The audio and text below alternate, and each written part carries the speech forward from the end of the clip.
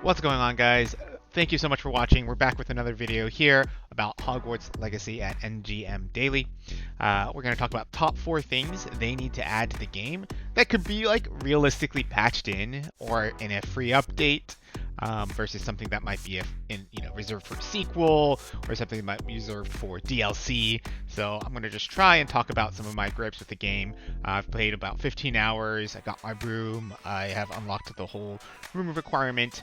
So definitely doing pretty good. I have lockpicking. I have Alohomora. And so here's kind of the things that I would love to see in the game. I think number one, very, very common, and I don't know how hard this is to just like add in, but I would love to see a dynamic HUD. This is probably the least realistic thing that I can see being added in an update or a patch. This might be just have to wait for the sequel. But if you've played a game like Ghost of Tsushima, where the HUD kind of bleeds away or fades away as you're not in the action or you don't need to see certain things, it really just helps with the immersion and help to see the beauty of Hogwarts and the world that it has to offer. I think, Avalanche did a really, really good job of just capturing the whimsical feel, but kind of dangerous aspects of the wizarding world. Like, there are certain things where you're like, why does this exist? Why can people just go around blasting things? But at the same time, it carries that sense of like, yeah, I mean, that's how the books were, it's how the movies were, it's kind of in the lore. So I would really like to see them add that. If not, a full-blown dynamic HUD, maybe just a ways to customize the HUD a little bit more. They do have a lot of things you can toggle on and off. Personally, I turn off quest markers. I kept the mini-map on. Some of my friends turn it off. Personally, again, I like the mini-map. I like being able to see where I'm going or see certain things as I'm flying around, especially. But at the same time, I can completely see why you'd want to turn it off. Honestly, just being able to move where things are on the HUD would help a lot. Like, if I could turn off my minimap and it wasn't just a giant circular gap on the bottom left of my screen, I might do that. But it looks kind of awkward when it's just not there and you still have some other things on the HUD, unless you're turning off more things there.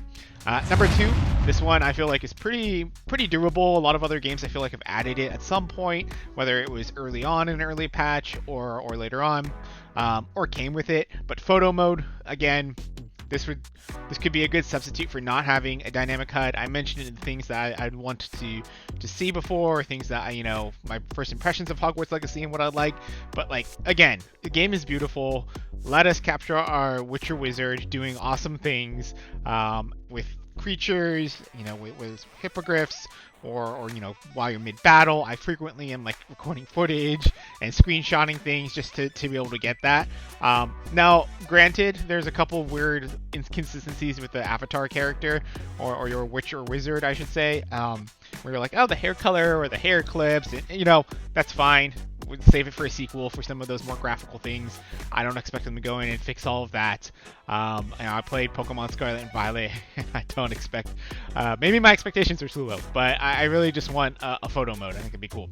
Number 3, this is probably the easiest thing to add if you go back in and patch it, but just a sell all button, or like be able to like click on multiple things, or like, I don't know, check mark things and sell all, or identify multiple. Oh, I think you can already identify multiple things, which is great. But being able to just sell all, when I have like 30 pieces of gear and I go to the J Pippin's potion shop and I'm like, hey, J Pippin, not here for potions, my guy. You're kind of here for buying all my wares so I can get money so I can buy more cool things. Yeah, I really just have to like hold down X, hold down X, hold down X, hold down X. And then, I feel like that should be pretty easy to patch in, hopefully. And then number 4, kind of last thing here. I don't know how hard this is. Again, I've seen other games added in after the fact. Hogwarts Legacy was already delayed once. They're still working on the other versions for PlayStation 4, and of course, somehow the Switch. But a New Game Plus. I think it'd be really cool to see a New Game Plus. As I'm going through the game and filling it out and completing things and playing it, I'm a Ravenclaw. I would like to have the chance to play this game again, but I can't say I will play it again without a New Game Plus. I might just play it for the trophies, so, go to the first 2 hours of the game. I think if you go through that and choose a different house each time, that's enough to get the trophy. I think the platinum, if you're trying to do that on PlayStation. But again, it'd be nice to be able to carry over, spells or carry over talents or carry over something into a new game versus starting from scratch, considering you level cap is like level 40 and you're not going to be able to get all the talents. You actually have to be careful about where you spend talent points, which is odd because I feel like that's a little bit more of an old school approach compared to how games do it nowadays, where there's not really punishment for experimenting or doing some of these choices. Again, maybe it's because this game has been in development for so long, so it's kind of a byproduct back then. But it'd be great to be able to change that up. And I know I said 4 things, but obviously, if we're talking about like DLC or a sequel, things that I'd like to see added that I'm not going to count in these 4, just to name a few, everyone talking about Quidditch. I don't know how the story ends, but ideally more story content would be cool, or another game where you can do more, maybe it's your character again, and you're year 6 or something. Again, I don't know how this game ends, and no spoilers, please. But I think Quidditch is the biggest thing. They definitely talk about it a lot. They hint at it a lot. There's still broom flight, which is interesting. I feel like it's a little clunky at first, but the more you fly the broom, the better you get. Kind of like, I guess, in the lore of broom flying in Quidditch, it kind of makes sense. And I think people complain a lot about the number of spells.